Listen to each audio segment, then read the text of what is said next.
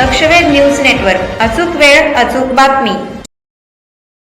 आज गुटख्याचे हप्ते घेणारा माणूस, आज मटका घेणारा मालक, IPLचा सट्टा चालवणारा हा, आणि त्यांनी ज्या वेळेला विधानसभेमध्ये प्रश्न उपस्थित केला, एवढे राष्ट्रवादीचे आमदार असताना दुर्दैव आहे की जयंत पाटील साहेबांना प्रश्न घ्यावा लागला।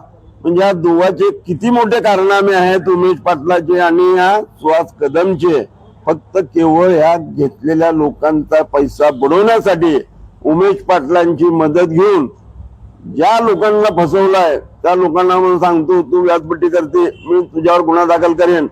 लोक यामुळे वैतागलेत। माझी पोलीस खात्याला आव्हान आहे की त्यांनी या संदर्भामध्ये पेपरला अशा हीन माणसाचा पेपरला देऊन अशा अनेक तक्रारी तिथे येतील अशा पद्धतीची व्यवस्था जर पोलिसांनी केली तर अनेक लोक याला मदत दिली पोलिसांनी तर पोलीस स्टेशनला जायला तयार आहे। उमेश पाटलांनी एवढं आत्मचिंतन करावं। मी महाराष्ट्राचा प्रवक्ता आहे, मी जिल्हाध्यक्ष आहे, मी आल्यानंतर तिथं एक तरी पदाधिकारी त्यांच्या समोर पाहिजे। याच्या मागचं कारण काय? तू उपोषणला बसला, एक तरी माणूस, एक तरी कार्यकर्ता, एक तरी पदाधिकारी तुला एवढ्या कालावधीमध्ये भेटायला गेला का? म्हणजे तू किती पाण्यात आहे हे सगळ्याला माहित आहे। आणि त्यांनी कल्याण शिंदे साहेब आणि मुख्यमंत्र्यावर टीका करायची, पालकमंत्र्यावर बोलायचं। आता मुख्यमंत्र्यांनी जरी आदेश दिले तरी इथलं पोलीस खातं काय करू शकत नाही, म्हणजे मुख्यमंत्र्याच चालत नाही। मग तुलाच गृह खातं करायचंय का? गृह खात्यावर जायचंय का? हे काय चाललंय प्रकारे?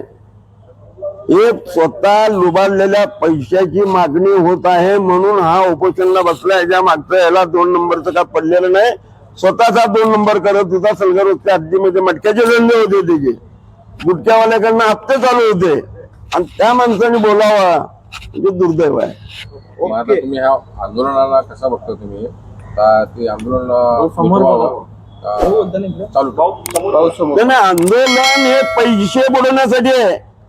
इले सोलापूर शहरात जायला पुळका असा नाही आहे। मला सांगा, एवढ्या आंदोलनामध्ये तुझ्या पक्षाचे लोक तर तुझ्याकडे पदाधिकारी कोण आले का? सामाजिक संघटना तुझ्याकडे आले का? कारण हा किती पाण्यात आहे हे सगळ्यांना माहित आहे। आणि त्यांनी कल्याण शिंदे साहेबांवर बोलावं, मुख्यमंत्री बरोबर बाबतीमध्ये बोलायचं, पालकमंत्र्यांच्या संदर्भात चर्चा करायची। आमचे पालकमंत्री म्हणजे पक्षातले सिव्हिल सर्जन आहेत, त्यांनी चेहऱ्यावरनं त्याची पात्रता ओळखते, नाडी हातात घेत नाहीत।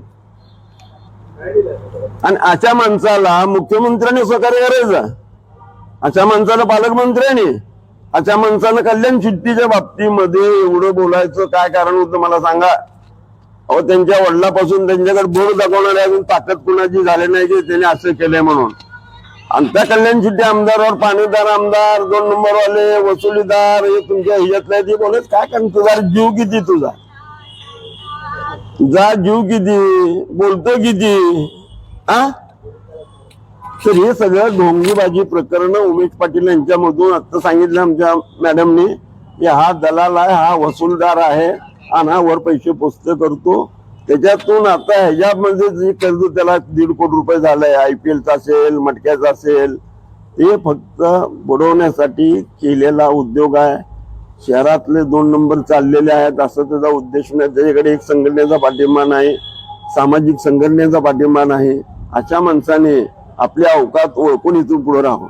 ओके,